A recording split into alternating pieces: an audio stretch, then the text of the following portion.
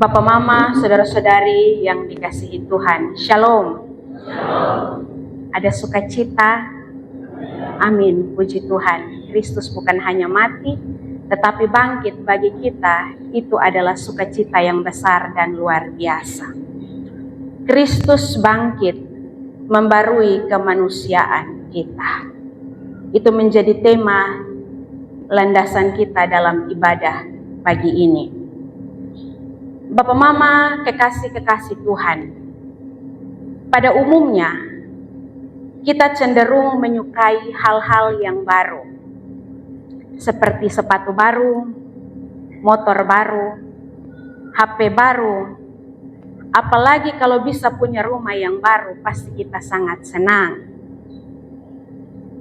Dari imajinasi ini kita mengakui bahwa yang baru itu selalu lebih baik dari sesuatu yang lama. Walaupun kadang-kadang kotong dapat dari orang, itu orang sukarna pakai, tapi kalau kotong dapat itu sesuatu yang baru, kotong akan menganggap bahwa itu berharga dan itu penting.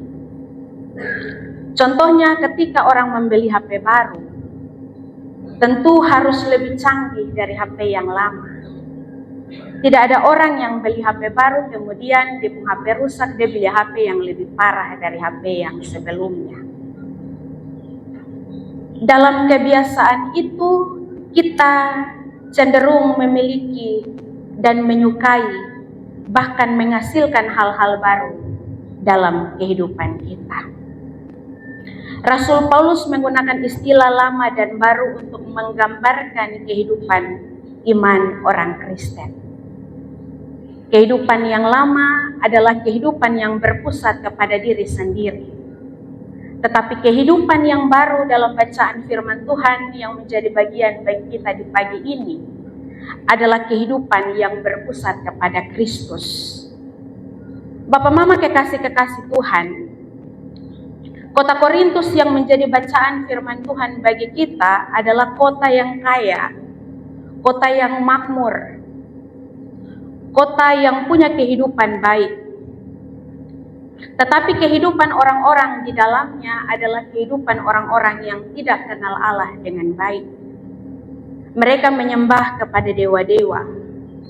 Dan dari penyembahan-penyembahan itu mempengaruhi kehidupan mereka, bahkan mempengaruhi relasi mereka dengan Allah. Karena penyembahan-penyembahan kepada dewa-dewa pada akhirnya itu mempengaruhi hubungan mereka dengan Allah.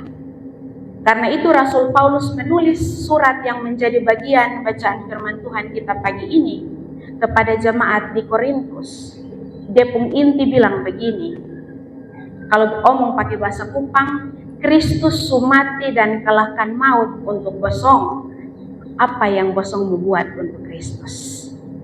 Inti dari surat yang disampaikan Rasul Paulus kepada jemaat di Korintus, Kristus mati dan kalahkan maut untuk bosong. Apa yang mau bosong buat untuk Kristus?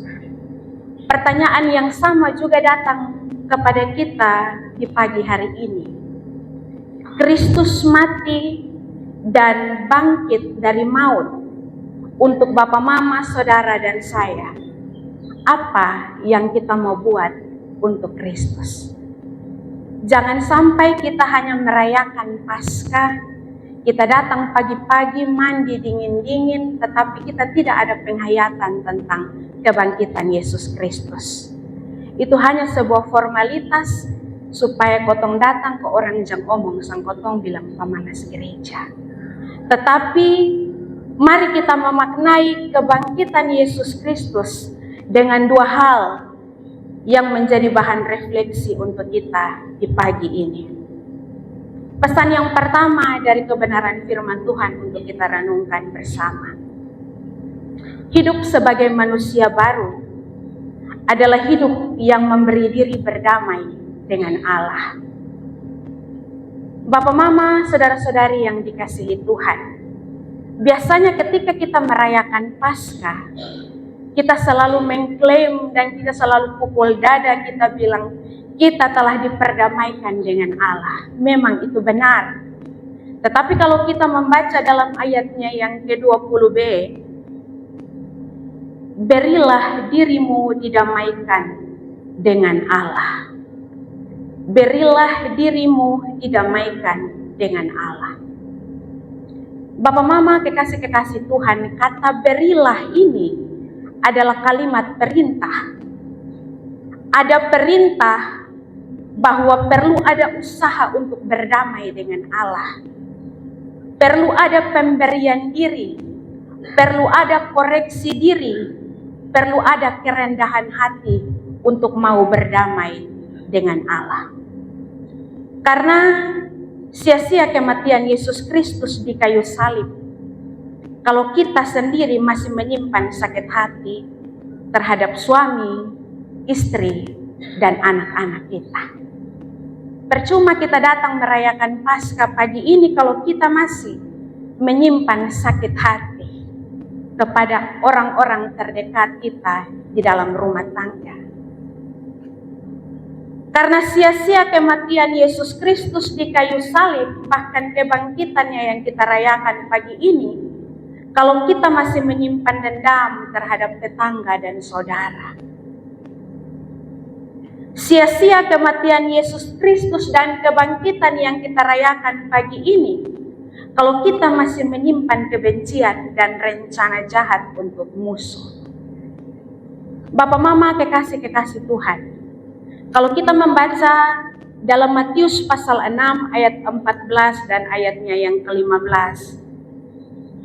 Karena jikalau kamu mengampuni kesalahan orang, Bapamu yang di sorga akan mengampuni kamu juga. Tetapi jika kamu tidak mengampuni orang, Bapamu juga tidak akan mengampuni kesalahanmu. Bapak Mama kekasih Tuhan, perlu ada usaha untuk berdamai dengan Allah. Rasul Paulus kasih ingat jemaat di Korintus, berilah dirimu berdamai dengan Allah. Jangan sampai kita mengakui, kita pukul dada bilang kita ini pantas selamat, tetapi kita masih berusaha untuk menjatuhkan orang lain agar mereka tidak merasakan keselamatan itu. Keputusan ada pada pribadi kita masing-masing. Firman Tuhan datang dan mengoreksi setiap pribadi-pribadi kita. Perlu ada pemberian hati yang tulus, perlu ada usaha, perlu ada kerendahan hati di hadapan Tuhan untuk berdamai dengan sesama kita. Pesan yang kedua dari kebenaran firman Tuhan untuk kita renungkan di pagi ini. Hidup sebagai manusia baru adalah hidup yang berdampak bagi sesama. Hidup sebagai manusia baru yang merayakan Paskah di pagi ini adalah hidup yang berdampak kepada sesama. Seperti di awal tadi saya bilang, sesuatu yang baru tentu dia harus lebih luar biasa dari sesuatu yang lama. Sesuatu yang baru tentu dia harus lebih perfect dari sesuatu yang lama. Ada satu kata-kata dia bilang begini, sapi minum air dan menghasilkan susu. Ular juga minum air, tetapi menghasilkan racun yang mematikan orang lain. Sama-sama minum air, tetapi hasilnya berbeda, susu dan racun. Bapak Mama kekasih-kekasih Tuhan, kita sama-sama ada dalam perayaan Paskah di pagi ini. Kita sama-sama menghayati kematian dan kebangkitan Yesus Kristus. Pertanyaan bagi kita, apa hasil, apa dampak dari pribadi kita setelah kita pulang dari ibadah pagi ini? Bahkan dalam kisah penderitaan Yesus, Yudas mengkhianati Yesus, Petrus juga mengkhianati Yesus. Tetapi di akhir dari kehidupan Yudas, dia menyesal dan dia memilih bunuh diri. Tetapi Petrus, dia mengkhianati Yesus, tetapi dia menyesali dan kehidupannya berdampak sampai kepada kita di hari ini. Kisah-kisah dan pelayanan yang disampaikan masih menguatkan dan menghibur kita sampai dengan hari ini. Pertanyaan bagi kita, apa dampak saya di tengah-tengah lingkungan Tuhan mengizinkan saya untuk tinggal dan hidup? Di dalam ayatnya yang ke-17 bilang, jadi siapa yang ada di dalam Kristus, ia adalah ciptaan baru. Yang lama sudah berlalu, sesungguhnya yang baru sudah datang. Kehidupan baru di dalam Kristus adalah kehidupan yang berdampak. Bukan hanya berdampak untuk kita punya kenyamanan sendiri, tapi orang lain dirugikan. Tetapi berdampak kenyamanan kita dan kenyamanan banyak orang. Tuhan menolong dan memberkati kita lewat firman-Nya. Amin.